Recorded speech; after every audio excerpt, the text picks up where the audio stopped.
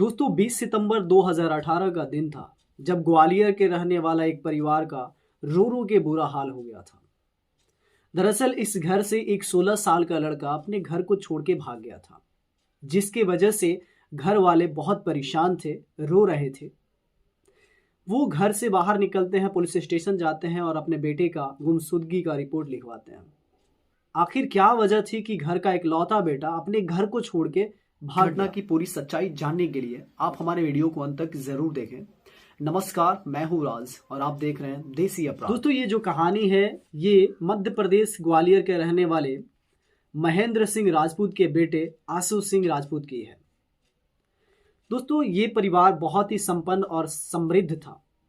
इस परिवार में जो लड़का था वो इकलौता था और उसके पिता यानी कि महेंद्र सिंह राजपूत अपने बेटे को पढ़ाने के लिए, आंसू को पढ़ाने के लिए ट्यूशन को लगा देते हैं ताकि वो आगे बढ़कर कुछ जॉब करे और घर को और अच्छा से उन्नति की ओर ले जाए।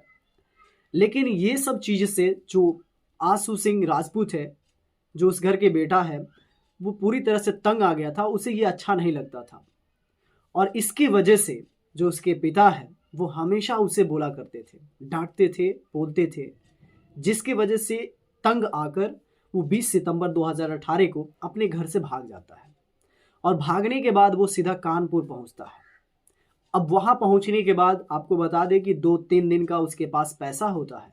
उस पैसे से वो 2-3 दिन तक तो काट लेता है, लेकिन उसके बाद से उसके पैसे जब ख़त्म हो जाते हैं तो वो घर नहीं आता है और वहीं पे काम करने का मूड बना लेता है, क्योंकि वो घर से गुस्सा होकर गया था।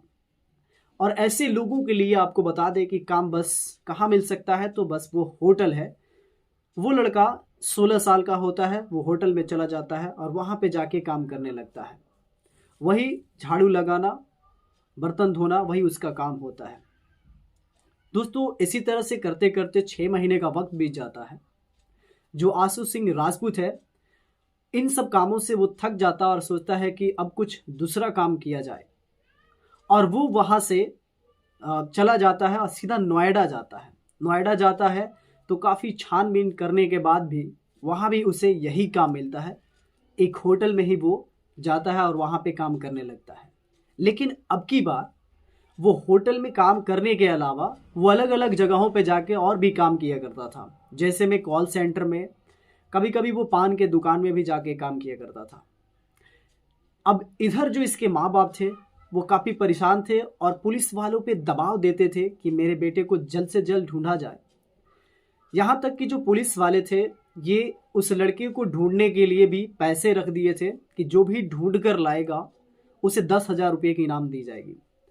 लेकिन किसी को क्या फ़र्क पड़ता है, वो लड़का वहाँ पे रहता है और इसी बीच वो काम करते करते अपने आप को बहुत स्ट्रांग कर देता है। ये आशु सिंह राजपूत वहाँ पे काम करते करते यानी नोएडा में यहाँ भी थक जाता है। उसके बाद से वो वहाँ से डायरेक्ट निकलता है और चला जाता है मुंबई अंधेरी वेस्ट में। वहाँ पे जाने के बाद बता दूँ कि दोस्तों अंधेरी वेस्ट में जो भी लोग जाते हैं उनका पर्पस होता है कि वो अच्छे खासा कलाकार बने, कुछ आर्टिस्ट बन के वहाँ से आए, क्योंकि वहाँ पे जो भी नौजवान आते हैं सबसे पहले वहीं जाते हैं मुंबई में और अपने किस्मत को आजमाते हैं और एक्टिंग का कार्य करते हैं।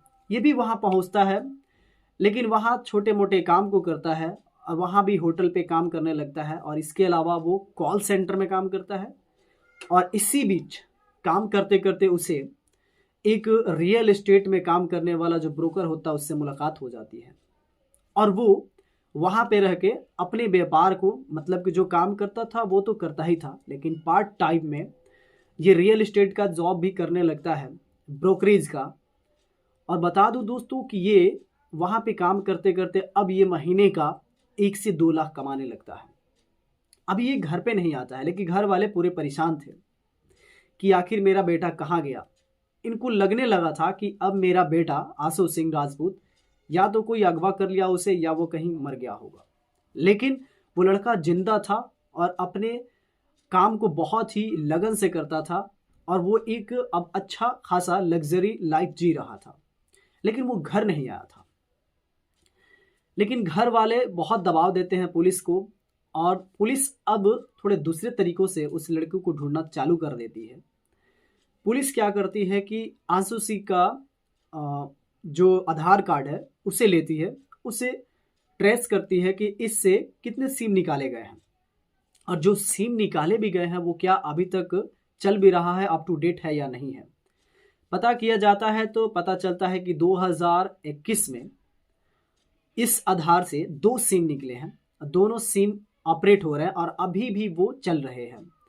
लोकेशन ट्रेस किया जाता है तो पता चलता है वो मुंबई में है। फिर पुलिस एक संगठन बनाती है, एक गठन के तहत वहां पे कुछ टीम पहुंचती है मुंबई। और मुंबई पहुंचने के बाद जब वहां पहुंचते हैं, पता करते करते जब उसके करीब जाते हैं तो वो आलीशान बंगला और लग्जरियस लाइफ, उसके पास सभी चीज़ अवेलेबल थी। पुलिस देखकर दंग हो जाती है, लेकिन पुलिस फिर भी वहां पे जाकर उससे पूछती है कि क्या तुम ही आशु सिंह राजपूत हो।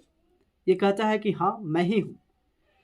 जो पुलिस होते हैं वो अचंभा हो जाते हैं, अचंभित होकर सोचने लगते हैं कि क्या ये जो लड़का जिसके माता पिता ढूंढ रहे हैं, ये यहाँ पे चला है और इतने अच्छा से जिंदगी को व्यतीत कर रहा है, जी रहा है, ये घर क्यों नहीं जाता। वो सोचते हैं और इससे कई सवालें पूछते हैं। ये कहता है कि हाँ मैं ही हूँ आशु सिंह राजपूत और मैं ही यहाँ पे रहता हूँ, ये सब मेरा ही है। दोस्तों पुलिस भी काफ़ी खुश होते हैं और वो घर पे कॉल करते हैं, आशु सिंह के घर पे कॉल करके उसके माता पिता को बताते हैं।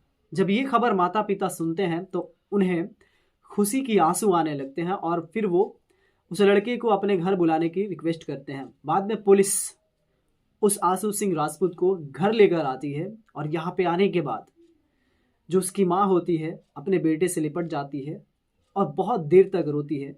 इधर जो लड़का था आशु सिंह राजपूत, ये भी बहुत रोता है।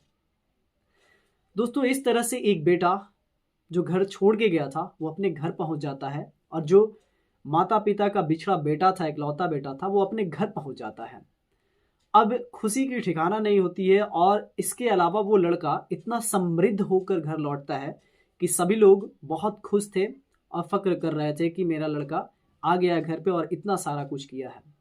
दरअसल ये लड़का वहाँ पे सारे कामों को करके पढ़ाई भी किया था, और पढ़ाई करने के बाद साथ साथ ये जॉब भी करता था, फिर रियल एस्टेट में काम करता था। मतलब कि बहुत सारे संघर्ष के बाद ये लड़का अपने समृद्धि, मतलब कि बहुत संघर्ष के बाद, बहुत स्ट्रगल के बाद ये सक्सेस को हासिल कर लिया था। तो दोस्तों ये रही कहानी आशुतोष सिंह राजपूत की। मिलते हैं नेक्स्ट वीडियो में एक नए कहानी के साथ। तब तक के लिए जय हिंद, जय भारत।